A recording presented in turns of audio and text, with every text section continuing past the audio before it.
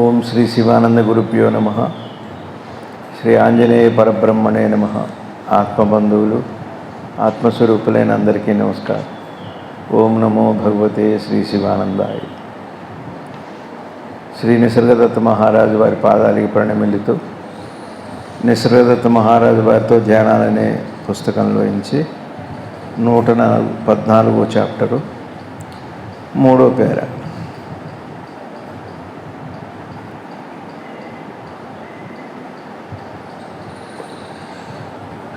ప్రతి వస్తువు శూన్యము నుండే సృష్టించబడినది.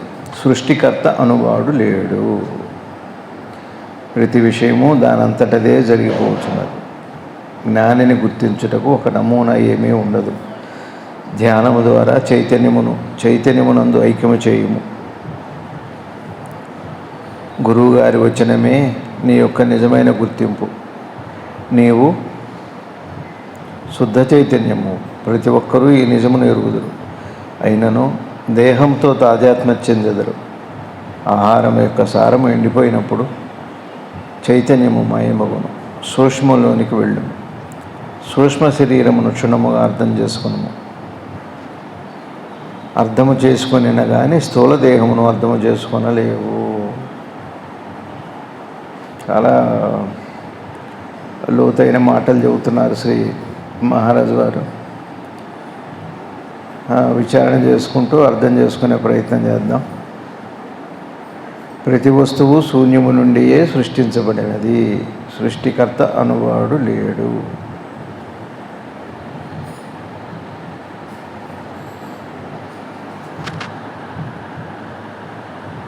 ఇక్కడ శూన్యం అనే పదం ఏంటంటే మన ఉనికి అని. ఉనికిలోంచి చైతన్యము, చైతన్యంలోంచి ఈ అనంత సృష్టి, అందులోంచే జగత్తు, జీవుడు, ఈశ్వరుడు అనేవి మూడు కూడా ఉనికి. అంటే తేలిగ్గా అర్థం కావాలంటే మనం మెలకు వచ్చాకనన్నీ ఉన్నాయిగా. ఇప్పుడు నిద్రపోయి మేలుకుంటాం అంతేగా. నిద్రలో అంత శూన్యమేగా. మరి నిద్ర అవస్థ ఏదైతే మేలుకుగా అంటే చైతన్యంగా మారిందో అదే జగత్తు, జీవుడు, ఈశ్వరుడు అనే దాన్ని సృష్టిస్తుంది. ఇంకా సృష్టికర్త ఎవరు లేరు. అందుకని ఇవాళ మనందరికి కూడా ఈ మాట చెప్పటంలో దేవుడు సృష్టి ఇట్లా ఎందుకు చేశాడు, కొందరికి అనుకూలము, కొందరికి ప్రతికూలము, అసమానత, వైరుధ్యం అన్నీ కనపడుతున్నాయి మనకి. భగవంతుడు సృష్టి చేస్తే సంకల్పం పెడితే ఏమవుతుందంటే అనుమానాలు ఎక్కువ ఉంటాయి మనకి కదా. అందరికీ ఒకలాగేందుకు. ఇక్కడ రెండు మాటలు ఉన్నాయి. శూన్యంలో నుంచే ఈ సృష్టి పుట్టింది అనే మాటలో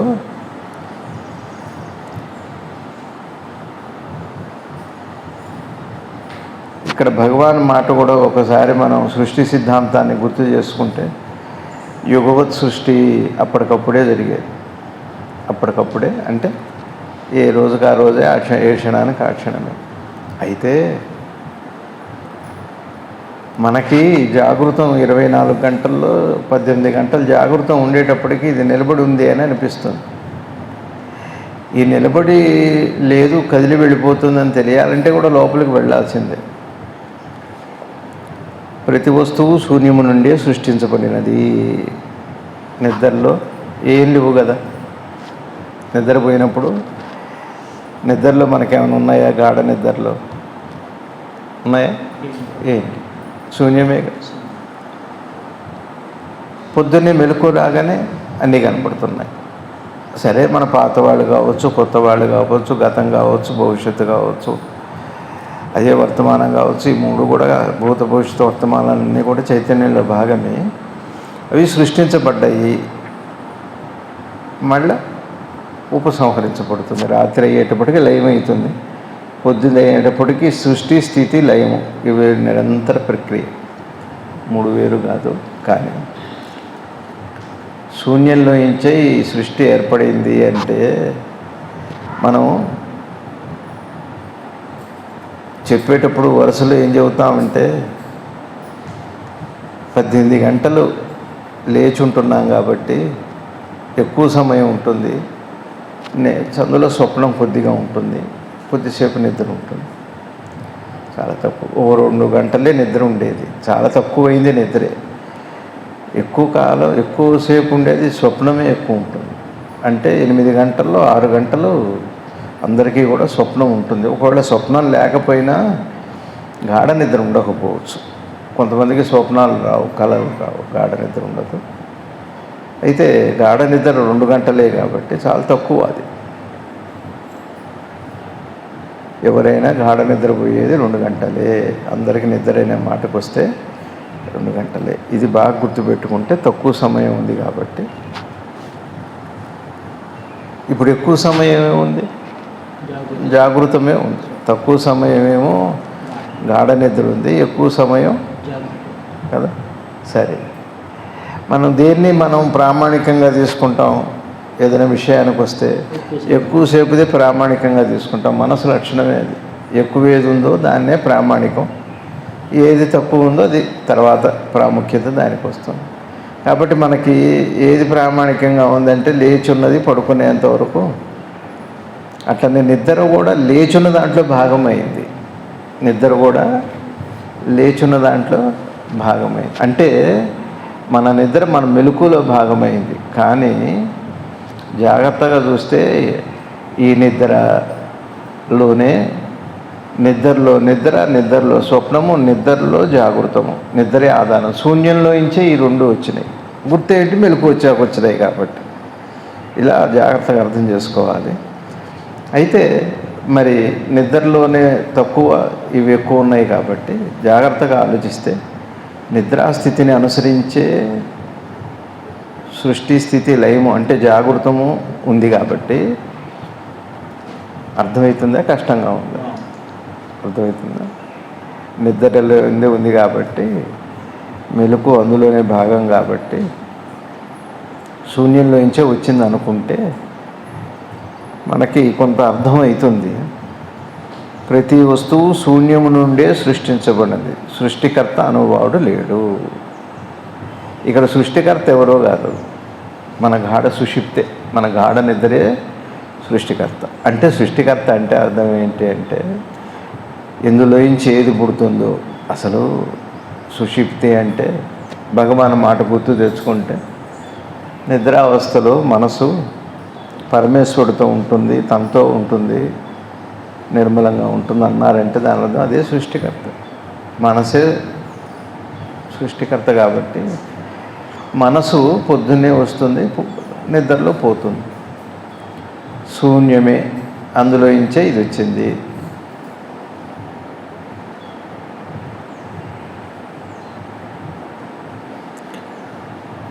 ప్రతి విషయము దానంతట అదే జరిగిపోవచ్చున్నది. సృష్టికర్త అనువాడు లేడు, ప్రత్యేకంగా ఒక వ్యక్తి లేడు. అందుకని భగవంతుడి గురించి జ్ఞానులు ఎక్కువగా దాని గురించి చర్చ చేయరు. ఉన్నాడా లేడా అన్నది పాయింట్ కాదు. అట్లనే దీని వైపే ప్రయాణం చేయాలి. నీకు తెలిసిన దాని వైపు నీ మనసు నీ త్రివిధ అవస్థల్లోనే ప్రయాణం చేస్తే అవుతుంది. కానీ దేవుడు అని పేరు పెడితే మళ్ళీ వాదోపవాదాలు, ఖండన ముండనాలు, ఇవి అదేదో మళ్ళీ ప్రమాణాలు అట్లా వెళ్ళిపోతుంది. ఇది దైవానికి సంబంధించిన విషయం కాదు, ఎవరికో ఆపాదించడం కూడా కాదు.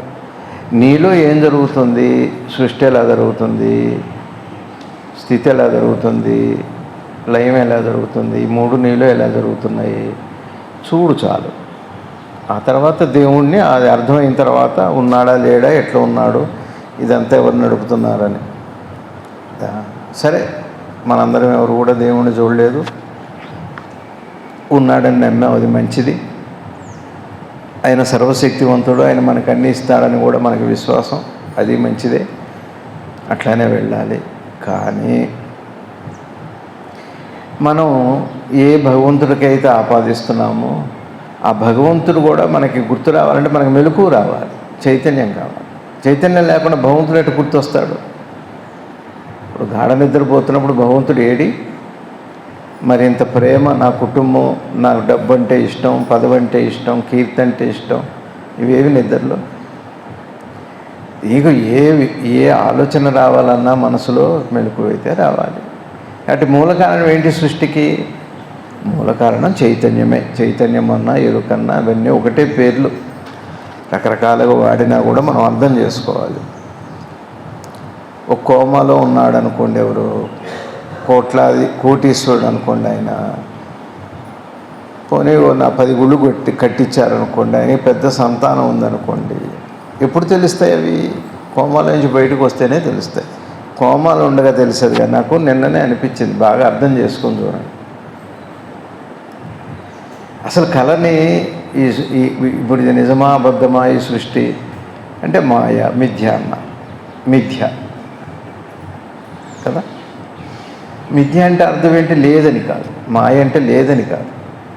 మాయ అంటే అపార్థమని కూడా అనుకోవచ్చు. సరే, కళని మనం కళలో ఇప్పుడు మనకు 3 అవస్థలు ఉన్నాయి. జాగృతం ఉంది, స్వప్నం ఉంది, గాఢ నిద్ర ఉంది. స్వప్నంలో మనకి ఇది స్వప్నం అని తెలుసా? మనకి ఇది కళ అని తెలుస్తుందా? కళ అని అనిపించదు, పని జరుగుతుంటుంది. ఇప్పుడు రాత్రి మీరు నిద్రపోయినప్పుడు తిరుపతి వెళ్ళారనుకోండి, వెళ్ళి వచ్చారనుకోండి, లేచాక ఏం చెబుతున్నారు? ఇది కళ అని చెబుతున్నారు.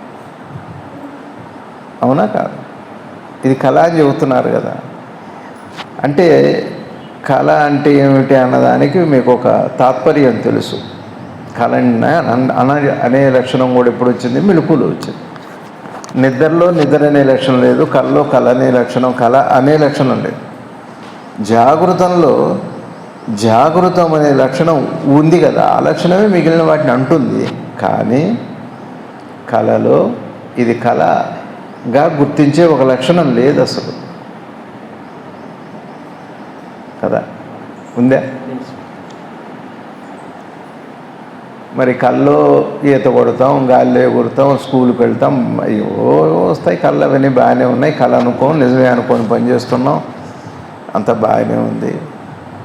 మరి లేచాక మాట అంటున్నాం కాబట్టి కళ. ఇప్పుడు మరి కళ్ళలో ప్రపంచం సత్యమా అబద్ధమా? కళ్ళలో మన అమ్మ నాన్న కనపడ్డారు, దేవుడు కనపడ్డాడు, ఇంకెవరో కనపడ్డారు, ఇంకేదో తిన్నాం, ఎటో తిరిగాం, అవన్నీ కళ్ళలో నిజమేనా కాదా?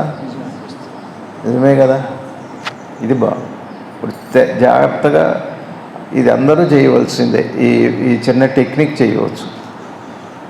పొద్దున్నే మీరు లేచారనుకోండి, ఎవరికన్నా ముందు, ఇప్పుడు వాళ్ళు నిద్రపోతున్నారు, వాళ్ళు కూడా కలగంటారుగా మనలాగానే, కనరా. సరే, ఒకసారి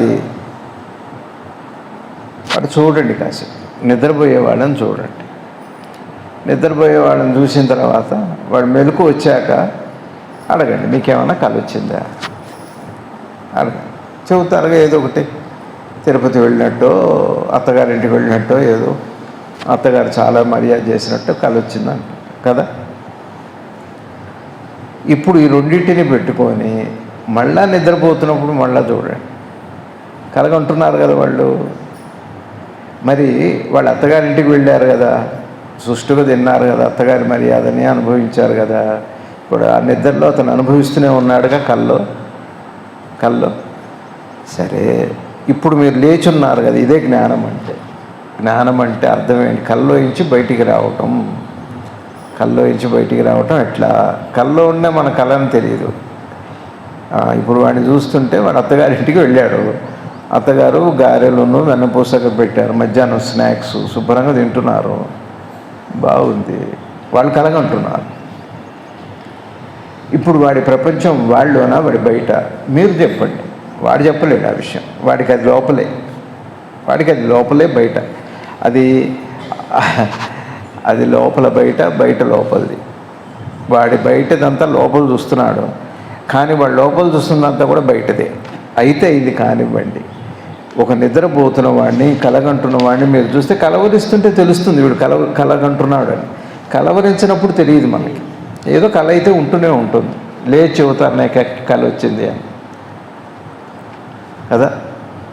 అట్లా చూడండి, అలా ఇది కూడా సాధనే చెయ్యాలి మనం. అట్లా చూస్తే కలగంటున్నాడు. వాళ్ళ అత్తగారిల్లు లేదా తిరుపతి వెళ్ళాడు, అమెరికా వెళ్ళాడు. ఇప్పుడు అమెరికా అతను వెళ్ళటము అన్నీ అతనిలో ఉందా ప్రపంచం, అతనికి బయట ఉందా? అతను ఇక్కడే ఉన్నాడు, అతను అమెరికాలో ఉన్నాడు, అవన్నీ చేస్తున్నాడు, కలది కదా. సరే, ఇప్పుడు అతనికి అనుభవం ఉందా లేదా? ఉందిగా. తిన్నట్టు, తాగినట్టు, పడుకున్నట్టు, లేచినట్టు ఏదో ఉంది, అనుభవం అయితే ఉంది కదా. బాగుంది. మరి అతని ప్రపంచం ఇప్పుడు ఎక్కడుందన్నాం మనం? లోపల ఉంది. అంతే. కలగానే వాడికి బయట అయితే లేదు కదండి. ఇప్పుడు నాకు లేదు కదా, వాడికి కూడా. వాడు ఇక్కడే ఉన్నాడు కదా, వాడి దేహం ఇక్కడే ఉంది కదా, వాడి కళ్ళలో వాడు ఎక్కడో ఉన్నాడు. అర్థం కాకపోతే మళ్ళీ అడగండి. కానీ వాడు అన్నీ అనుభవిస్తున్నాడు కదా. కళ్ళు లేచాక నాకు స్వామి కనపడ్డారు, నాకు ఈ అనుభవం ఏదో చెబుతున్నాడు. అనుభవం అయితే ఉంది. మీరు నిద్రపోతున్న వాడిని చూస్తే అది వాళ్ళ లోపలని మీకు అర్థం కాకపోవటానికి ఇందులో పెద్ద కష్టమైన గంభీరమైన విషయం ఏం లేదు కదా. సరే, అనుభవం ఉంది, కాలని వాడికి తెలియకపోవచ్చు, పోని పర్లేదు. ఇప్పుడు మీరు తెలుసుకుంటున్నారు. జ్ఞానం ఎప్పుడు కూడా మీకు సంబంధించింది. వాళ్ళ జ్ఞానం ఇవ్వాలి, దాని ద్వారా నాకు పేరు రావాలి, నన్ను అందరూ భక్తిగా పూజించాలి, పాద నమస్కారాలు, ఇది ఒక గొడవ అండి. ఇది వస్తే అసలు ఈ మార్గం ఆపేయటమే మంచిది. కీర్తికాంక్ష వచ్చిన తర్వాత సాధన ఇంకా సాగదండి, ఇటు వెళ్ళిపోతుంది. మన బాధ్యతలు మర్చిపోకూడదు. ఆధ్యాత్మికం పేరుతో, సాధనల పేరుతో మన కర్తవ్యాలు, బాధ్యతలు మర్చిపోకూడదు. అందరికీ కర్తవ్యం ఒకటే ఉంది, బాధ్యతలే మారుతుంటాయి రకరకాలుగా. పిల్లవాడికి చదువుకునే బాధ్యత ఉంటుంది, తల్లిదండ్రులకి పిల్లల్ని చదివించే బాధ్యత ఉంటుంది. కానీ ఈ సృష్టిలో ఏ దేశంలో ఎవరి బాధ్యతలు వాళ్ళకు ఉన్నాయి. పనివాడి బాధ్యత పనివాడిదే, యజమాని బాధ్యత యజమానిదే. కానీ తను తాను తెలుసుకునేటువంటి కర్తవ్యం అందరికీ ఉంది. పురుషార్థం అనే కర్తవ్యం మాత్రం ఒకటి అందరికీ ఉంది. సరే, చదువుకునే పిల్లలకి వేదాంతం ఎందుకండి, ఆగమైపోతారండి, వాళ్ళకి చదువు రాదండి. చాలా బాగా చదువుకుంటారు. వేదాంతం అంటే ఏమిటి అంటే ఆ చదువుని ఎట్లా వినియోగించుకోవాలి అన్నదే వేదాంతం అంటే. ఆధ్యాత్మికం అంటే చదివిన చదువుని ఎట్లా వినియోగించుకోవాలి. చదువుని కేవలం ఉద్యోగం కోసమో డబ్బు కోసమో కాదు, చదువు సమాజం కోసం కూడా అవ్వాలి, ఆ చదువు కుటుంబం కోసం కూడా అవ్వాలి, ఆ చదువు తల్లిదండ్రుల కోసం కూడా కావాలి. అన్నీ కలిపి ఉంటే ఆ చదువుకు ప్రదే అది స్పిరిచువాలిటీ. అలా కాక ఇది చదివితే పలానా ఉద్యోగం బాగా వస్తుంది, అమెరికాలో గ్రీన్ కార్డు వస్తుంది, కెనడాలో ఇల్లు కొనుక్కోవచ్చు, అది చదువే కాదు అసలు. అది ఒక ఆస్పెక్ట్ అంతే. చదువు అంటే సమూలంగా ఇవన్నీ ఉంటే అది స్పిరిచువాలిటీ, ఆధ్యాత్మికం. ఆధ్యాత్మికం అంటే అందులో ఏవేవైతే ఉన్నాయో సమగ్రంగా అవన్నీ ఉండాలి. సరే, ఇప్పుడు వాడికి అనుభవం ఉంది అన్నారు, అక్కడే లోపలే, వాళ్ళ లోపలే. ఇది ఒక్కటి దేన్ని గుర్తు చేస్తుందో తెలుసా అండి? భగవాన్ రమణ మహర్షులు వారు చెప్పిన యుగవత్ సృష్టి అట్లానే ద్రష్ట దృక్కు దృశ్యము అక్కడే ఉన్నది, చూచేవాడు వాళ్ళు అక్కడే ఉన్నాడు, చూడబడేది అక్కడే ఉంది, చూడబడే దాని అనుభవం కూడా అక్కడే కదా. అయితే కలవరించేటప్పుడు భయపడి ఏడుస్తాడు, లేపితే లేస్తాడు, ఆ భయం పోతుంది. కల్లో అది నిజమే. ఇప్పుడు ఇవన్నీ ఎక్కడ ఉన్నాయి? వాళ్ళ లోపలే ఉన్నాయి. అందుకని వీడికి ధైర్యం, వాడికి కూడా ధైర్యం. ఎందుకంటే ఒక మాట చెబుతున్నారు, నాకు ఒక భయం వచ్చింది అనుకోండి, ఒకవేళ నా ఆలోచనలోనే నాకు భయం వచ్చింది అనుకోండి, కొద్దిగా ఆలోచించకుండా నా భయం పోవటం పెద్ద కష్టం కాదు. కానీ నాకు బయట నుంచి వచ్చింది అనుకోండి భయం, అది వెంటాడుతుంది, బయటది కాబట్టి. నాదే అయితే ఇప్పుడు చూడండి, మీ చెయ్యి నాకు చెంప మీద తగిలింది అనుకోండి, నొప్పి వస్తుంది, బాధ వేస్తుంది, కోపం వస్తుంది, ఎన్నో వస్తాయి. ఒకవేళ మీ చెయ్యి మీ చెంప మీద పడితే ఒక్కొక్కప్పుడు ఏమవుతుందంటే ఏదో దువ్వుకునే బదులు కంటికి తగులుతుంది. మన చెయ్యే, మన వేలే. ఎవరి మీద మీకు కోపం వస్తుంది? ఎవరి వేలి మీద, ఎవరి చెయ్యి మీద కోపం వస్తుంది? అని రాదు. ఇప్పుడు నొప్పి వస్తుంది, ఎవరిని నిందిస్తాం? నిందించడానికి లేదు. మహా అయితే అనుకుంటాం, ఏమడి వాళ్ళ ఎవరి మొహం చూసామో ఏంటో అనుకుంటాం, సరే అది పర్లేదు. కానీ ఆ నొప్పి మిమ్మల్ని బాధ పెట్టదు, ఒక క్షణం ఉంటుంది, పోతుంది. నాలో నాకు ఏది జరిగినప్పటికీ కూడా నాకు సంబంధించింది అయితే, నాలోది అయితే నాకు పెద్ద బాధపడదు. మీకు అర్థమవుతుందండి? పిల్లవాడు పరీక్షకు ప్రిపేర్ అవుతున్నాడు, పాస్ అవుతానో లేదో అని భయపడుతున్నాడు. వాళ్ళ టీచర్ కానీ లేకపోతే వాళ్ళ అమ్మగారు కానీ, ఎందుకు నాన్న ఇప్పుడు పరీక్ష గురించి పాస్ అవటం గురించి ఎందుకు, చదువుకో, రాయి, అయితే అవుతుంది, అదేం లేదు. ఇప్పుడు వాడి భయం పోయింది. వాడికి వాడుగా సృష్టించుకున్న భయం వాడి అవగాహనతో పోతుంది. మన మనసులో ఏది సృష్టించుకున్నా, అది ప్రపంచమైనా సరే, సృష్టి అయినా సరే, సృష్టిలో నుంచి ఏదైనా సరే, దాని నుంచి పక్కకి రాగానే అది పోతుంది. మనలో ఇది అయితే, మంది కాందైతే మరి ఇక్కడే జ్ఞానం ఉంది. ఇప్పుడు మన కళ్ళలో ఏమైందంటే, ఎవరో దొంగలు వచ్చారు ఇంట్లోకి, దొంగతనం చేస్తున్నారు, నగలు తీసేసుకున్నారు, అన్నీ అయిపోయినాయి, చాలా టెన్షన్. అట్లా కాకుండా చాలామందికి కూడా కళ, ఇది చాలామందికి వచ్చే కళ. ఏం కళ అంటే, ఆ దొంగలు వెంట పడుతుంటారు, ఎవరో వెంట పడుతుంటారు, లేకపోతే ఒక దయ్యం వెంట పడుతుంటుంది, ఏదో వెంట పడుతుంటారు. ఉరికే ఓపిక ఉండదు, ఉరకలేము, భయం వేస్తుంటుంది, ఎవరో మీద కూర్చున్నట్టుంటుంది, అరవాలనుకుంటాం, ఊపిరాడదు. ఇవి చాలామందికి జరిగే అనుభవాలు, చాలా ఎక్కువ మందికి జరుగుతుంది అనుభవం. ఆ ఉరకలేము, అస్సలు ఉరకలేము. వాళ్ళు వస్తుంటారు, భయం పెరుగుతుంటుంది. ఆ భయం తీవ్రమయ్యాక మెలకు వస్తాం. ఎక్కువ భయం వస్తే మన చచ్చిపోతారు వాడు, అందుకని మెలకు వస్తుంది. అది ప్రకృతి ఏర్పాటు, సరే కానివ్వండి. కాబట్టి ఈ భయం వచ్చింది కదా, ఎవరో దొంగలు వెంటపడ్డారు, ఎవరో శత్రువులు వెంటపడ్డారు, భయం వచ్చింది కదా, మెలకు వచ్చింది కదా, ఇప్పుడు భయం ఉందా? ఎందుకు? కళ నాలోదే అని తెలియకపోయినా నిజం కాదు అంటాం, కానీ నాలోదని చూడం. నాలోదని చూస్తేనేమో జ్ఞానం అవుతుంది. ఇది కళ అని ఊరికే నిజం కాదులేని వదిలిపెడితేనేమో మామూలుగా మళ్ళీ రొటీన్ అయిపోతుంది, ఏదో మామూలుగా అయిపోతుంది. మనం ఏం చేస్తున్నాం చెప్పండి, రోజు కళ్ళు వస్తున్నాయి, భయం వచ్చేవి ఉన్నాయి, సంతోషపడే కళ్ళు వస్తున్నాయి. ఆ కళకి కళ అని చెప్పని దానికి విలువిస్తాం, లేదా బాధపడతాం, ఒక క్షణం మళ్ళీ వదిలిపెట్టేస్తాం కాదా? మీకు ఇప్పటికి ఎన్ని మంచి కళ్ళు వచ్చినాయో, మీకు జీవితంలో జరిగిన ఎన్ని అనుభవాల్లాగానో, ఎన్ని చెడ్డ కళ్ళు వచ్చినాయో జీవితంలో జరిగిన అనుభవాల్లాగా. కానీ చచ్చిపోయిన అమ్మ కల్లో వస్తుంది, సంతోషం అవుతుంది. మెలకు వచ్చాక చూస్తే అప్పటికి అది నిజమైన మెలకు వచ్చాక అమ్మ లేదన్న బాధ మిమ్మల్ని బాధ పెడుతుంది. కానీ ఇది కళ కదా.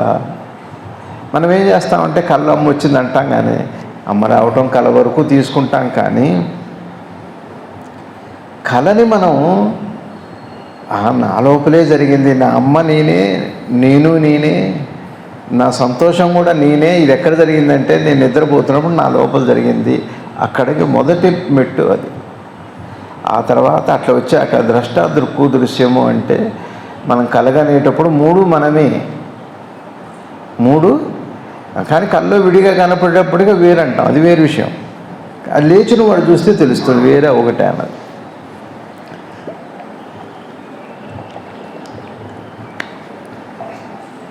ఇంకొక విషయం చెబుతాను మీకు.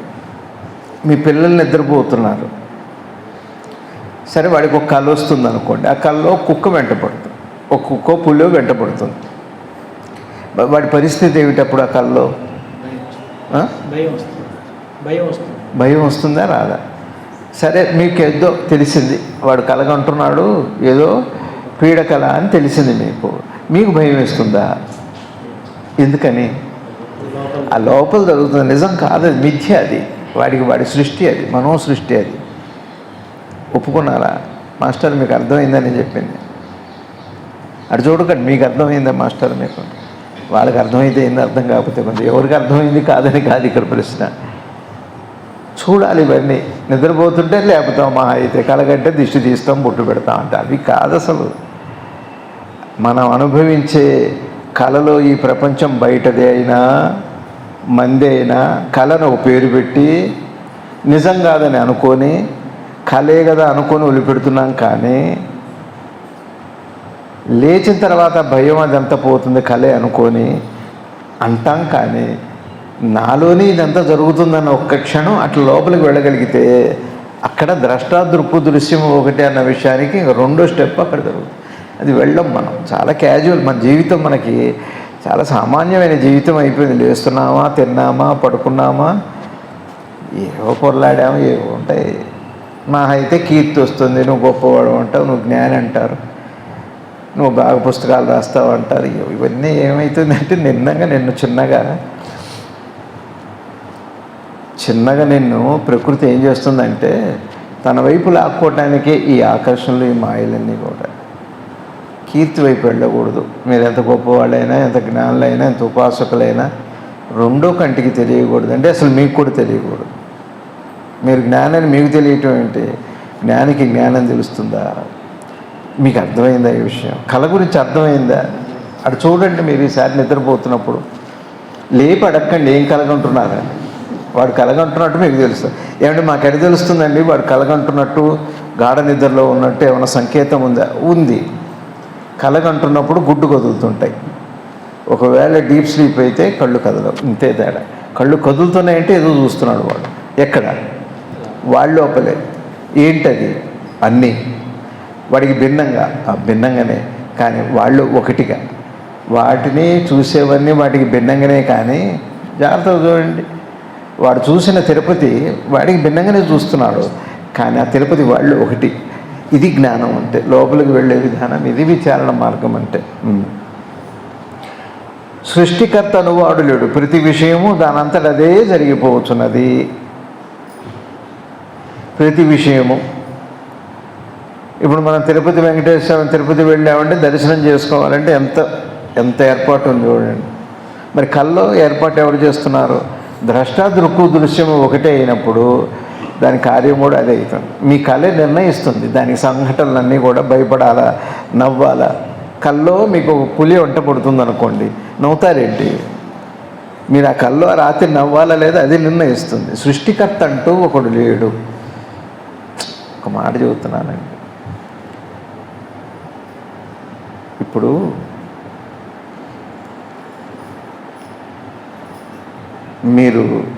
ఇప్పుడు ఇది గురుధామం ఎప్పుడో ఎవరో కట్టారనుకుందాం. సరే, ఈ దేశం ఎప్పుడో, ఈ క్షేత్రం ఏదో, ఫలానా ఏవో అని ఉన్నాయి, బాగానే ఉంది.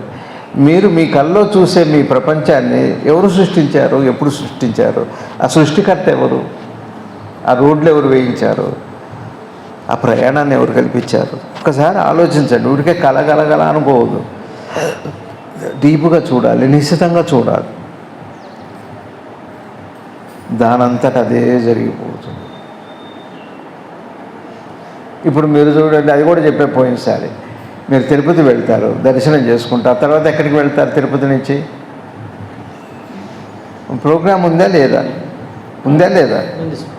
ఉందిగా. అదే కల్లో అయితే తిరుపతి తర్వాత మరి ఎక్కడ ఉంటారో మీరు నిర్ణయించరు, కళ నిర్ణయిస్తుంది ఎక్కడ ఉంటారో. శ్రీశైలంలో ఉంటారో, లేకపోతే అదే టైంలో ఒక వైన్ షాప్లో ఉంటాడు. తిరుపతి అయ్యంగానే వైన్ షాప్లో ఉంటాడు, గ్యాపే ఉండదు. ఎవరు జరిపి వచ్చారు దాన్ని? ఈ కథను ఎవరు రాశారు? ఇంత స్పీడ్గా ఎవరు రాశారు ఆ కథను? నీ ఇలలో నీకు జరిగే కర్మ పోనీ నువ్వు కర్తం అనుకో, నీ కళలో జరిగే నీ కర్మకి ఎవరు కర్త? జరపబడుతుంది. అందుకనే లోపలికి వెళ్ళటం అంటే చిన్నగా జాగ్రత్తలో వేసి కళ్ళలోకి వెళ్ళండి, కళను అర్థం చేసుకోండి, కళ తర్వాత నిద్రను అర్థం చేసుకోండి. నిద్ర అర్థమైతే నిజమైన మెలకు అప్పుడు వస్తుంది. ఇప్పుడు మనం లేచిలేం, పడుకొనే ఉన్నాం. కల్లో ఇందాక నేను చెప్పినట్టుగా ఒక భయానిక స్వప్నం తర్వాత మెలకు రాగానే ఇది కలే అని ఎందుకు అనిపిస్తుంది అంటే దాని నుంచి పక్కకు వచ్చాం కదా, ఆ భయం లేదు కదా. అర్థమైందండి? ఆ భయం లేదు కదా. సపోజు మీ కల్లో ఒక 10 లక్షలు అప్పు చేశారు. ఏదో బెట్టింగ్ కోసం, దేనికోసం, రాజకీయాల కోసం 10 లక్షలు కోటి అప్పు చేశారు. కల్లోనే ఏదో ఒక పార్టీకి మీరు బెట్ కాశారు. ఏమైందంటే ₹1 కోటి పోయినాయి. కానీ అప్పు చేశారు. అప్పు చేసిన వాడు వచ్చాక ఏమవుతుంది? దాక్కున్నారు, భయపడుతుంది, భయం వేస్తుంది, మెలకు వస్తుంది. మరి ఆ భయం ఉంటుందా? లేచాక భయం పోతుంది. మా పీడకలు వచ్చింది నిజమవుతుందేమో అని భయం వస్తుంది. సరే ఏదో ఎప్పటికీ అది ఊహలు అవన్నీ, కానీ భయం అయితే లేదు. కారణం ఏమిటి అంటే అది నాలో జరిగింది కాబట్టి, నాకు భిన్నంగా జరగలేదు కాబట్టి అట్లా ఆలోచించకపోయినా కూడా భయం పోయింది. కానీ ఇప్పుడు మీరు బెట్టింగ్ కోసం ₹1,00,00,000 బయట అప్పు చేశారు. మెలకు వచ్చినప్పుడల్లా ఇది పోతుంది భయం. మరి ఎప్పుడు పోతుంది ఈ భయం? మనం చేసే భార్య పోయింది, భర్త పోయింది, పిల్లలు పోయారు, ఆస్తులు పోయినాయి, ఆస్తుల కోసం నేనే చేస్తాం. మనం తమ్ముడు లేదు, అక్క లేదు, అన్న లేదు, చెల్లి లేదు, ఏమేం చేస్తాం? ఆస్తి కావాలి ఇప్పుడు మనకి.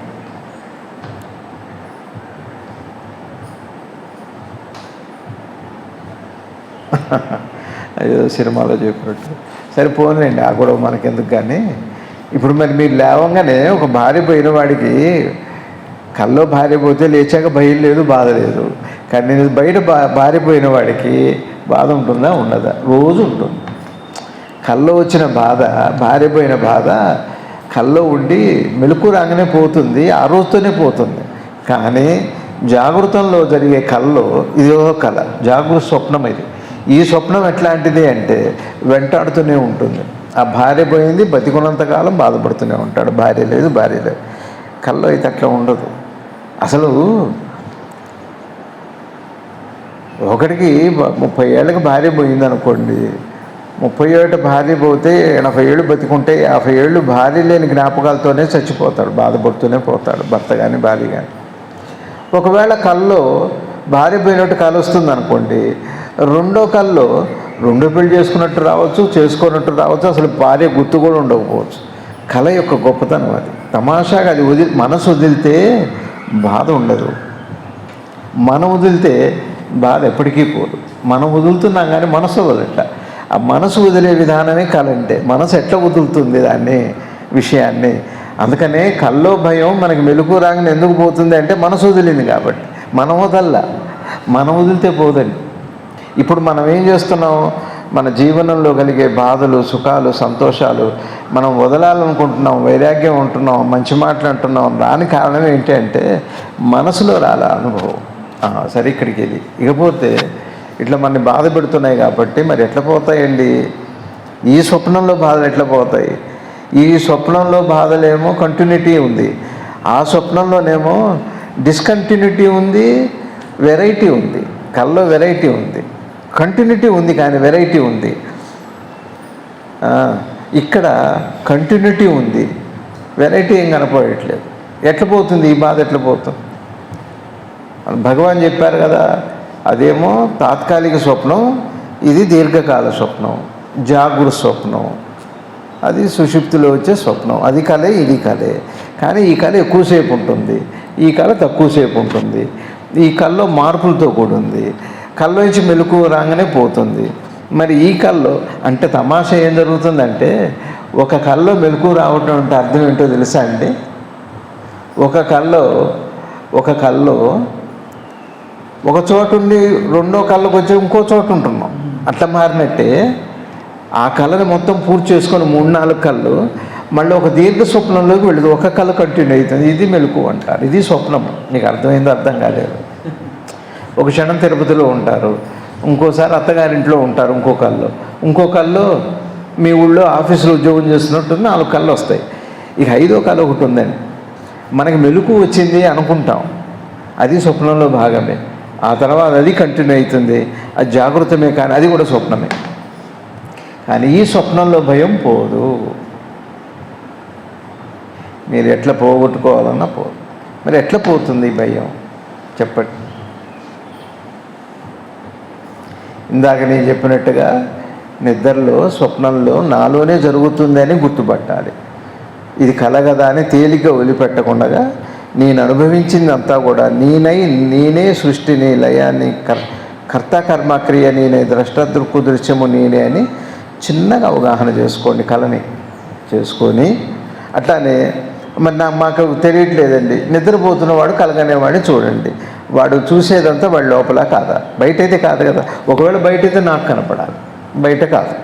పోనీ వాడు చూసేది బయటదే అయినా అక్కడిది కాదు, తిరుపతి అక్కడదే, పక్కనే ఉంది. ఏమో పక్క కదా, వంట కదా, అది ఏమన్నా చూడటానికి తిరుపతి ఎక్కడిదో కానీ వాళ్ళలోనే చూస్తున్నాడు. మరి వాడు చూసే తిరుపతి నాకు కనపడాలంటే నాకెట్ట కనపడుతుంది?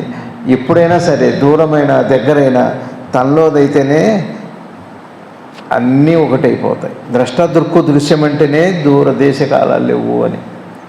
అర్థమైందా? కష్టంగా ఉందా? అర్థం కాలేదు. ఈ సబ్జెక్ట్ అట్లాంటిది అంటే ఏమో మరి.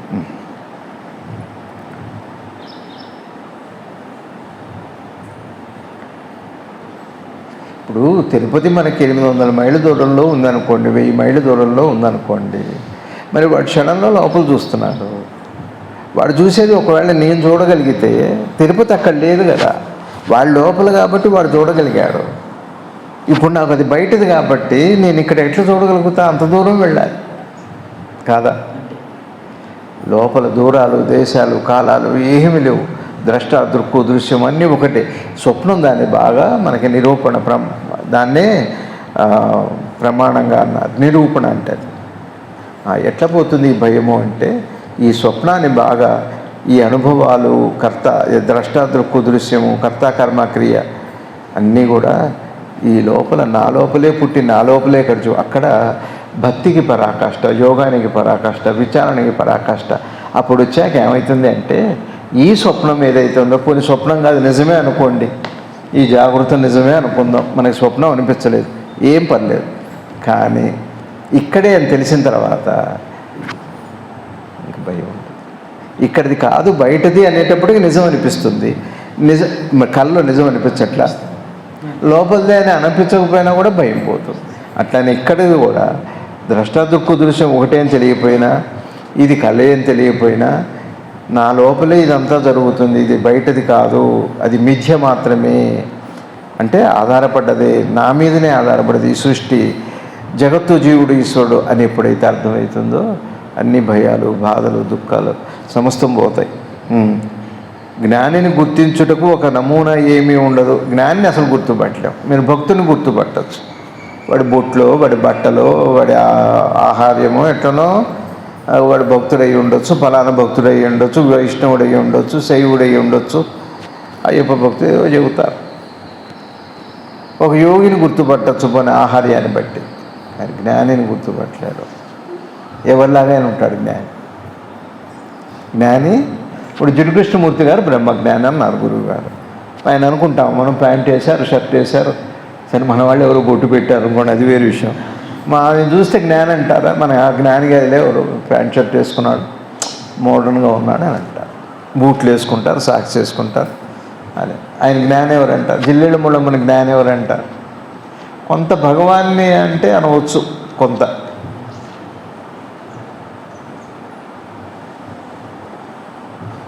నిసర్గదత్త మహారాజుని జ్ఞాని అని ఎవరంటారు? జ్ఞాని ఎట్లయినా ఉంటాడండి, ఎవరిలాగానే ఉంటాడు. అది కష్టం. జ్ఞాన్ని గుర్తుపట్టడం చాలా కష్టం. ఒకవేళ గుర్తుపట్టారా అయిపోయింది, ఆ క్షణంతోనే ఆ జన్మ ధన్యం అయిపోయింది.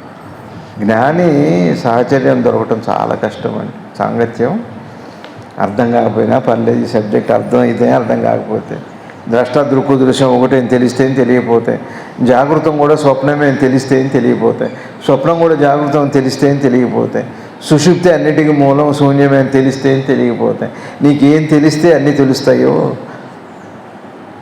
ఏం తెలియపోతే అన్నీ తెలియకుండా పోతాయో అది తెలిస్తే చాలా. అది ఒక గురు సన్నిధే. జ్ఞాని అంత గొప్పవాడు. జ్ఞాని ఎట్లయినా ఉంటాడు, మీ ఇష్టం. ఓ సినిమా చూస్తుంటాడు, అమ్మ ఈయన సినిమా చూస్తున్నాడు అని మామూలు మళ్ళీ ఆయన అనుకుంటాం. ఆయన సినిమా చూస్తే తప్పు అంటే జ్ఞాని సినిమా చూస్తాడా? అసలు జ్ఞాని సినిమా చూస్తేనే బాగుంటుంది. ఆయన ఏదైనా చేయొచ్చు ఈ సృష్టిలో. అసలు జ్ఞాని చేయలేని పని కానీ, వద్దన్న పని కానీ, చేయకూడని పని కానీ ఏదైనా చేయొచ్చు ఆయన. కానీ మీరు గుర్తుపట్టలేదు.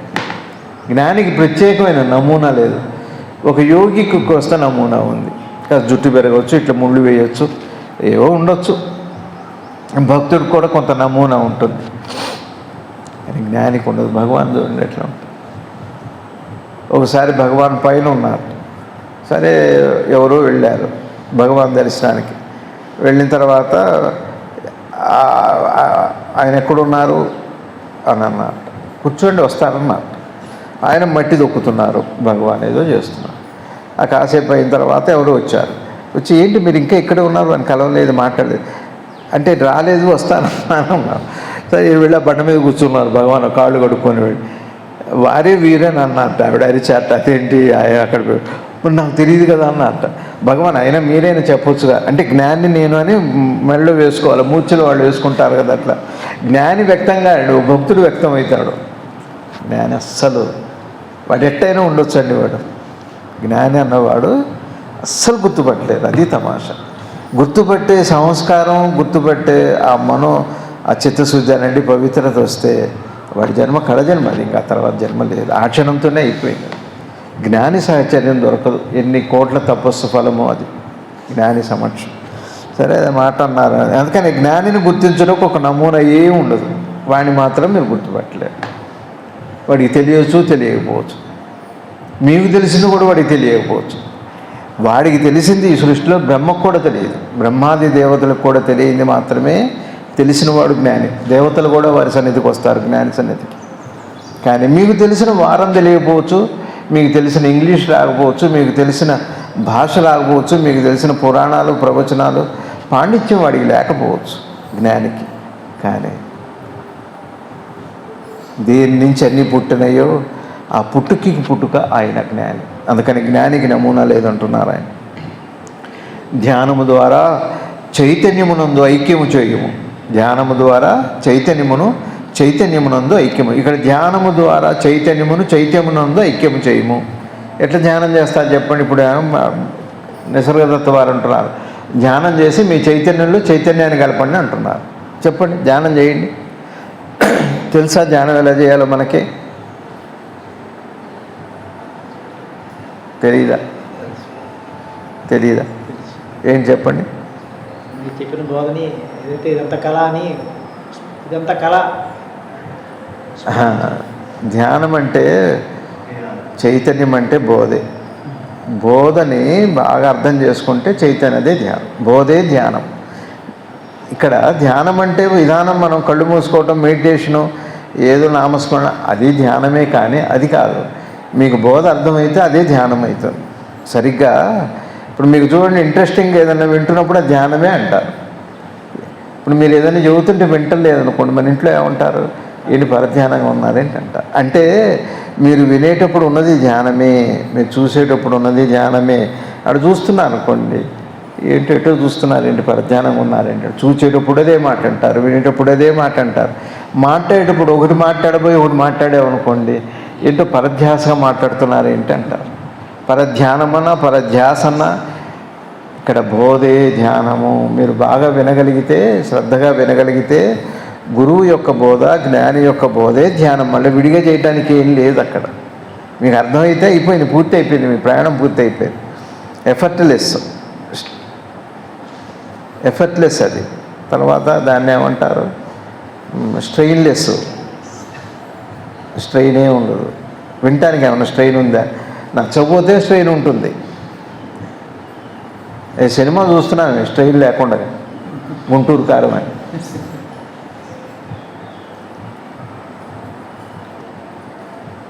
కాబట్టి ధ్యానము ద్వారా చైతన్యమునందా ఐక్యము చేయము. ఎక్కడ పుట్టిందో మన అనుమానం అక్కడే తీర్చాలంటే బోధే దానికి. చైతన్యమునందు పుట్టింది అనుమానం మనకి. చైతన్యంలో పోవాలంటే బోధ బాగుంటే చాలు. అందుకని అది ముందే చెప్పారు ఆ మాట, ఇదివరకే చెప్పారు. గురువు బోధ యందు నువ్వు విశ్వాసం ఉంచుము. గురువు బోధే గొప్పది. గురువు బోధ పాదాలు, ఆయన పాదాలు. గురువు గారి వచనమే నీ యొక్క నిజమైన గుర్తింపు. ఇంత పదాలు మార్చి ఆడుకుంటారండి జ్ఞానులు. ఈ చదవటం చాలా కష్టం చెప్పటం. ముందేమన్నారు, ధ్యానము ద్వారా చైతన్యమునందు ఐక్యము చేయము. ఇది చదవంగానే మనకు అనిపిస్తుంది ఏం ధ్యానం చేయాలో, ఎట్లా చేయాలో, ఏం చేస్తే అది తెలుస్తుందో. మళ్ళీ లేనిపోయింది పెట్టారు, ఏమో జ్ఞాని కదా తేలిక మార్గం చెబుతారంటే ధ్యానం చేసి చైతన్యం కలుపుకుంటున్నారు అని వస్తుంది చదవంగానే. నాలాంటి వాడికైతే వస్తుంది, మీకు రాకపోవచ్చు. కానీ ఏమంటున్నారంటే గురువు గారి వచనమే లేదా మంత్రం, ఆయన నామం నీ యొక్క నిజమైన గుర్తింపు. నీ యొక్క నిజమైన గుర్తింపు ఏమిటి? నీ నిజమైన గుర్తింపు ఏంటి? నీ చైతన్యం. నీ చైతన్యం ఏమిటో తెలుసా? గురువుగారి వచనం అయిపోయింది. ఇది ధ్యానం అని. ఇక్కడేమో ధ్యానం చేయమని అక్కడ చెబుతారు, చైతన్యంలో కలిపేయమంటారు. ఇక్కడ ఏమంటారంటే గురువు గారి వచనమే నీ యొక్క నిజమైన గుర్తింపు అంటారు. అక్కడ ధ్యానం చేయమంటున్నారు, ఇక్కడేమో నేను నిజమైన గుర్తింపు గురువు గారి వచనము అంటారు. గురువుగారు ఏం చెప్పారు, నువ్వు అదే అన్నారు. అదే ఆయన వచనం, అదే చైతన్యం అంటే. నేను అదేని గుర్తుపడితే నేను చైతన్యం అవుతా. గుర్తుపట్టనంత కాలం ఏమవుతుంది, అదే అజ్ఞానంగా పిలువడు. అంతే. నమ్మకం, విశ్వాసం బాగా ఉండాలి గురువు బోధ యందు. నీవు శుద్ధ చైతన్యము, ప్రతి ఒక్కరూ ఈ నిజము నెరుగు. ఇటు నుంచి వెనక్కి వెళ్ళాలి. ఇది చూడండి, ఎడ చదువుతాను చూడండి. శుద్ధ చైతన్యము, నీవు శుద్ధ చైతన్యము, నీ యొక్క నిజమైన గుర్తింపు గురువుగారి వచనమే. ఇది గురువుగారి వచనం. ధ్యానము ద్వారా చైతన్యమునందు ఐక్యము చేయము. ఇట్లా రివర్స్గా తీసుకుంటే ఇది ఈయన బోధ అర్థమవుతుంది. అంటే ఏం చెప్పారు చివరికి అంటే, గురువు బోధ యందు చక్కగా అర్థం చేసుకుంటే అది ధ్యానమే అయిపోతుంది. అంటే అర్థం ఏమిటి, ధ్యానం రావటం అంటే నీ స్వరూప దర్శనం నీకు అవుతుంది. అంతే, అయిపోయింది. ధ్యానం లేని క్షణమే లేదు అసలు. ఉన్నదే ధ్యానం. ధ్యానం అని విడిగా మెడిటేషన్ అని పేరు పెట్టేటప్పటికీ అది ఒక ప్రక్రియ అయిపోయి, ప్రక్రియలో భాగం కూడా అదే. అన్ని ప్రక్రియల్లో భాగమే అది కూడా. ఏది ఇక్కడ ఉందో అది అక్కడే ఉండాల్సిందే. సంగీతం వినడానికి ఏ ఇష్టం కావాలో, సినిమా చూడటానికి కూడా ఆ ఇష్టమే కావాలి, చదువుకోవడానికి కూడా ఆ ఇష్టమే కావాలి. ఆ ఇష్టమే చైతన్యం అంటే. అయినను దేహముతో తాజాత్మ చెందురు. మనమంతా ఎట్లా అనుకుంటున్నామంటే చైతన్యం అని నేను అనుకోవట్లా, దేహం అని నేను అనుకుంటున్నా. మా అమ్మ నాన్న పెట్టిన పేరు నేను అనుకుంటున్నా, నా కులాన్ని నేను అనుకుంటున్నా. నిన్ననే చెప్పాను నేను, మనది ఏ కులం మనసుది అంటే, కులము వృత్తిని బట్టో ఏదో బట్టి పెడితే పెట్టారు కానివ్వండి. అసలు కులం ఏమిటంటే మనసుకి వ్యాకులమే. వ్యాకుల పడుతున్నావు ఏంటి అంటారు. బాధే బాధే బాధే బాధే మనందరిలో. సరే, ఆహారం యొక్క సారం ఎండిపోయినప్పుడు చైతన్యము మాయమగును, సూక్ష్మంలోనికి వెళ్ళుము. సూక్ష్మ శరీరమును క్షుణ్ణముగా అర్థం చేసుకుని కానీ స్థూల దేహమును అర్థము చేసుకునలేవు. సూక్ష్మదేహం అంటే మనసే. మనసు అంటే ఆలోచనలే. ఆలోచనలు చైతన్యం లేకుండా మెలకు వచ్చాక ఎట్లా వస్తాయి? ఇవన్నీ అర్థం కావాలి, అర్థం చేసుకో. అప్పుడు స్థూల దేహమును అర్థము చేసుకొనలేవు. ఇది అర్థం కాకుండా స్థూల దేహం అర్థం కాదు. ఇక్కడ దీని అర్థం ఇంకోటి కూడా ఉంది. మనకి మహావాక్యాలు పెద్దలు చెప్పిన భగవాన్ కానీ జ్ఞానులు గురువుగారు నువ్వు లేవు అని చెప్పారు. నువ్వు లేవన్న స్థితి నిద్రాస్థితి. ఆ స్థితి తెలియాలి అంటే మీకు స్వప్నం అర్థం అవ్వాలి. మీకు స్వప్నం అర్థమైందంటే జాగృత స్వప్నం అర్థమవుతుంది. స్వప్నం అర్థమైతే ద్రష్టాదృక్కు దృశ్యం ఒకటే అని అర్థమవుతుంది. ద్రష్టాదృక్కు దృశ్యం ఒకటే అర్థమైతే ఇది మిథ్య అని అర్థమవుతుంది. ఇది మిథ్య అని అర్థమైతే దేహం కూడా నా కల్పనే అర్థం, నాలో భాగమే. ఇప్పుడు మీరు కలగంటున్నారండి, ఎవరో మిమ్మల్ని కొట్టారు, కళ్ళు దెబ్బ తగులుతుందా తగలదా? ఏ దేహానికో దెబ్బ, కల్లో కొట్టిన దెబ్బ ఏ దేహానికి తగులుతుంది? కల్లో దేహానికేగా కదా. మరి కల్లో దేహము, రెండు దేహాలు ఉన్నాయి మనకి. ఇదొక దేహం, అదొక దేహం. సరే, మరి కల్లో దేహానికి దెబ్బ తగిలింది, బాధపడది. మరి ఇదే దేహం నిజమైతే దీనికి కూడా బాధ ఉండాలిగా, నొప్పి తెలుస్తుందా? తెలియట్లేదు. ఇక్కడే రహస్యం ఉంది, యోగ రహస్యం. కల్లో దేహం ఏదైతే ఉందో బాధపడుతుంది, అన్నీ అనుభవిస్తున్న అనుభవపరుడు ఎవరున్నారో, ఆ అనుభూతి చెందేవాడు ఎవరున్నారో కల్లో, అదే సూక్ష్మదేహము. సూక్ష్మదేహము అంటే భావన రూపంగా ఉండేది, మానసిక రూపంలో ఉండేది సూక్ష్మదేహం అంటారు. ఈ దేహాన్ని పుట్టినా బాధపడేది అదే, దానికి బాధ వచ్చినా బాధపడేది అదే. కానీ ఇది ఏది కాదు, దీనికి ఏది లేదండి అసలు. సూక్ష్మదేహం అంటే మీకు అర్థమైందా? ఏమంటే సూక్ష్మదేహం మాకు ఎక్కడ తెలుస్తుంది? ఎక్కడ ఏం తెలియదు. నిద్రపోతున్నప్పుడు మీ కల్లో మీరు అన్నం తిన్నారు, కడుపు నిండింది అనుకున్నారు, కడుపు నిండింది. ఏ కడుపుకి? కల్లో కడుపుకి. అంటే ఆలోచనే అది నిజంగా భావనేగా. అంటే సూక్ష్మదేహం అంటే భావనలే, సూక్ష్మదేహం అంటే మనసే. సూక్ష్మదేహం అంటే ఒక్క మాటలో చెప్పాలంటే ఆలోచనే. అంటే తేలిగ్గా ఒక మాటలో మనసే సూక్ష్మదేహము. ఇది స్థూలదేహము. స్థూలదేహం బాధలైనా సూక్ష్మదేహానికే తెలుస్తుంది. సూక్ష్మదేహం బాధలు కూడా దేనికి తెలుస్తాయి? సూక్ష్మదేహానికే తెలుస్తాయి. అందుకని వీరేమంటున్నారంటే సూక్ష్మదేహం దాకా వెళ్ళండి, సూక్ష్మదేహాన్ని అర్థం చేసుకోండి, అంటే స్వప్నాన్ని అర్థం చేసుకోండి. సూక్ష్మదేహం తర్వాత ఏముంది? కారణదేహం ఉంది. ఇక్కడ చెబుతా చూడండి. ఇక కారణదేహం అంటే గాఢ నిద్ర, కారణదేహము, స్థూలము, సూక్ష్మము, కారణము. కారణము అంటే ఉనికి, అదే సెల్ఫ్ రియలైజేషన్ అని. సరే, గాఢ నిద్ర పోయిన తర్వాత సూక్ష్మదేహం ఉంటుందా? గాఢ నిద్రలో సూక్ష్మదేహం ఉండదు, అంటే మనసు ఉండదు, ఆలోచనలు కూడా లేవు. కారణదేహం ఉంది. మరి ఆనందం పొందామో పొందలేదా? మంచి ఆనందం, మంచి నిద్ర పట్టింది, 2 గంటలు హాయిగా ఉంది. ఇప్పుడు మెలకు వచ్చింది అంటే ఏమొచ్చింది? ఇప్పుడు మళ్ళీ సూక్ష్మదేహం వచ్చింది. సూక్ష్మదేహానికే ఆ ఆనందాన్ని గుర్తుపట్టింది, అది అందించబడింది. కానీ ఏం జరిగినా రింగు రింగు రింగు అనుకుంటూ కందిరికి గుళ్ళాగా అందులో జరగాల్సింది. అన్నిటికీ కారణం సూక్ష్మదేహం. అందుకని ఇక్కడ శ్రీ నిసర్గదత్త మహారాజు సూక్ష్మ శరీరము క్షుణ్ణముగా అర్థం చేసుకోండి. ఏమండి మాకు సూక్ష్మ శరీరం కష్టంగా ఉందండి, యోగం ఏమీ చేయొద్దు. మీరు ఒకసారి లేవంగానే నా కళని గురించి ఆలోచించండి.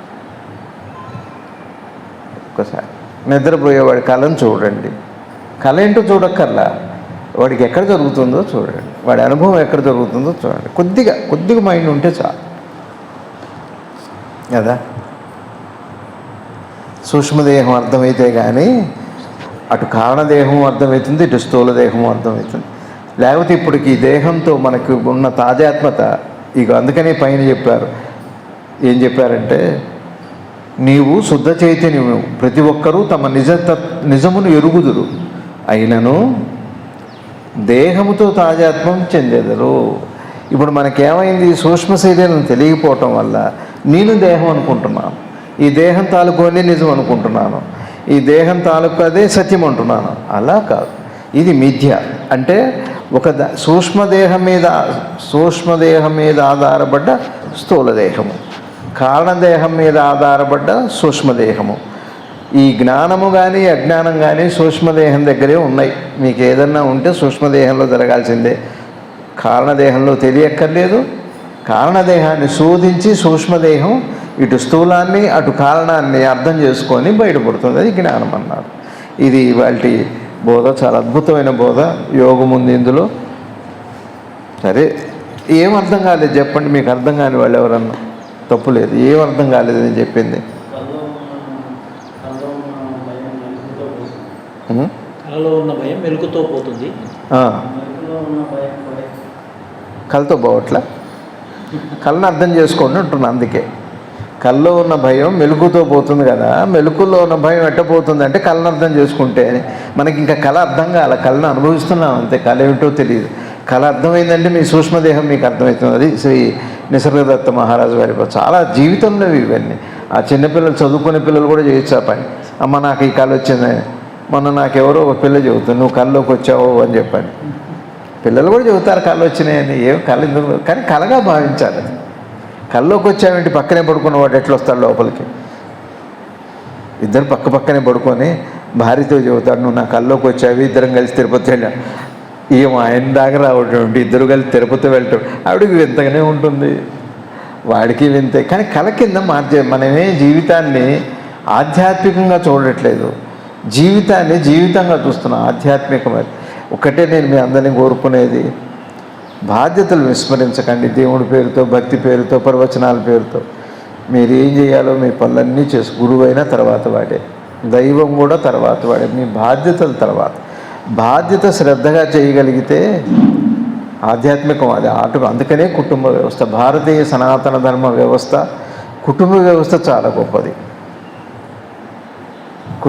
ఎందుకంటే కుటుంబ వ్యవస్థలో అమ్మా నాన్నని ప్రేమించటం, అమ్మా నాన్నతో బాగా ఉండటం, పిల్లలు చక్కగా చదువుకోవటం, బాగా విద్యాభ్యాస సమయంలో పిల్లలు ఎలా ఉండాలో అలా ఉండగలిగితే అప్పుడు ఏమవుతుంది అంటే మనసు శుద్ధమై చిత్తశుద్ధి అయి సూక్ష్మదేహంతో సంబంధం ఏర్పడుతుంది. అది కుటుంబ వ్యవస్థ. కుటుంబ వ్యవస్థ అమ్మా నాన్నని ఎక్కడో చెబుతున్నా కదా, ఇక్కడికి వస్తారు చాలామంది, వెళ్ళిపోతున్నాం అమెరికా అంటారు. ఆ తల్లిదండ్రులు చూస్తే బాధేస్తుంది. ఆ ఉసూరు అంటున్నారు, ఎప్పుడు రాలిపోతారో వాళ్ళకి తెలియదు, వీళ్ళకి కూడా తెలియదు. మనసుకు అనిపిస్తుంది, అయ్యో వీళ్ళకి ఏంటి ఏదైనా కష్టం వస్తే. ఎక్కడెక్కడ ఈ దేశంలోనే ఉండొచ్చు, ఏ దేశంలో ఉండొచ్చు, ఏమిటండి వాళ్ళ జీవితం అసలు. వృద్ధాప్యంలో రేపు మన పరిస్థితి అయినా అంతే. తల్లిదండ్రులతో ఏ సంబంధం లేకుండా నా కళను కనుక్కుంటు, నువ్వు కళ అంటున్నావు అంతే, నువ్వు ఎప్పుడు కళను కనుగొనలేవు. ఏది చిత్తశుద్ధి ఏది? తల్లిదండ్రులు ఎవరు? ఎక్కడి నుంచి వచ్చాం మనం? సూక్ష్మదేహానికి కారణదేహం తల్లి, స్థూలదేహానికి తల్లి సూక్ష్మదేహం. సూక్ష్మదేహానికి తల్లి కానీ ఈ తల్లి అంతా ఒకటే తల్లి. తల్లి తల్లి తల్లి అది ప్రక్రియ అంతే. తల్లి కూతుర్ని అమ్మ అంటుంది, కూతురు తల్లిని అమ్మ అంటుంది, అట్లాంటి సంబంధమే అది. అయితే మొత్తం జ్ఞానమంతా ఎక్కడుంది అంటే కారణదేహంలో లేదు, అట్లానే స్థూలదేహంలో లేదు, ఉన్నదంతా సూక్ష్మదేహంలోనే. సూక్ష్మదేహం బోధ అందరికీ ఉంది, కళ రూపంలో ఉంది, కళ చెప్పే బోధలో ఉంది, మన ఆలోచనలో ఉంది. సూక్ష్మదేహం కనుక్కోవాలంటే మీరు ఊహల్లో కూడా చూడవచ్చు. కళకి స్థూలము ఊహ, కళకి సూక్ష్మము స్వప్నం, అంతే, అంతకంటే ఏం లేదు. సూక్ష్మము అంటే అది, స్థూలదేహము సూక్ష్మదేహము అంటే అర్థం ఏంటి? భౌతికమైన కళ్ళకు కనపడితే అది స్థూలము, మానసికమైన మనోనేత్రానికి కనపడితే అది సూక్ష్మము. మనసుకు కనపడే రూపం అంతా సూక్ష్మ రూపం, కంటికి కనపడే రూపం అంతా స్థూల రూపం. మరి కారణమైనటువంటి ఆ కారణ దేహము సూక్ష్మదేహాన్ని ఎట్లా అనుభవిస్తుంది అంటే అక్కడ రూపనామాలు ఉండవు, అనుభూతిగా తీసుకుంటుంది, అనుభవంగా, ఒక రుచిలా ఒక ప్రకాశంలా ఉంటుంది. అది అనుభూతి, ఓ అనుభూతి. అది ఎట్లాంటి అనుభూతి అంటే అనుభూతి. ఆకలి అంటే ఏంటి చెప్పండి? ఏం చెప్పలేరు మీరు, అంతే. అంటే జ్ఞానం అంటే కూడా ఇప్పటివరకు ఎవరు చెప్పగలిగిన వాళ్ళు ఎవరు లేరు. నువ్వు అక్కడికి వెళ్ళి నువ్వు తెలుసుకో, ఓ ఇదా జ్ఞానం అంటే. అయ్యో నేను ఇప్పటిదాకా అది అనుభవించానే అంటారు. రేపు ఒక రోజున ఏమంటారంటే శ్రద్ధ కావాలి, దాన్ని చెయ్యాలి. ఊరికి ఇక్కడ వినిపోయి ఇంటికి పోయి కారపోసు తర్వాత చెయ్యాలి, సాధన చేయాలి, పొద్దున్న చేయాలి, అట్టని బాధ్యతలు వదిలిపెట్టి భర్తకి ఏం పెట్టకుండా మీరు నేను సాధన చేసుకోవాలి, మీ పని మీరు అట్లా చేయకూడదండి. పాపం అది అసలు సాధనే రాదు అప్పుడు. అది ఎందుకంటే నువ్వు, నీ భార్య, నీ భర్త, నువ్వు, కుటుంబం వేరు కాదు. అతని ఆలోచన అంతా నా భార్య నాకు అన్నం పెడుతుంది అని ఆలోచన ఉంటే ఇక్కడ నీ సాధన సాగదు. ఫ్రీ అయిపోతే వాడికి నీ మీద ధ్యాస లేకపోతే నువ్వు పెట్టదలుచుకున్న దాని మీద నీ ధ్యాస ఉంటుంది. అంటే జరిగింది నా ఒకసారి, నేను ఎవరికి చెప్పకుండా వెళ్ళాను. నేను 80 మన పంచముఖి వెళ్ళా చచ్చిపోదామని, స్వామి దర్శనం కాకపోతే 82లో. అయితే వెళ్ళి దీక్ష తీసుకొని అక్కడే కనపడితే చూస్తాం, లేకపోతే పోతాం అనుకొని వెళ్ళా దీక్షగా.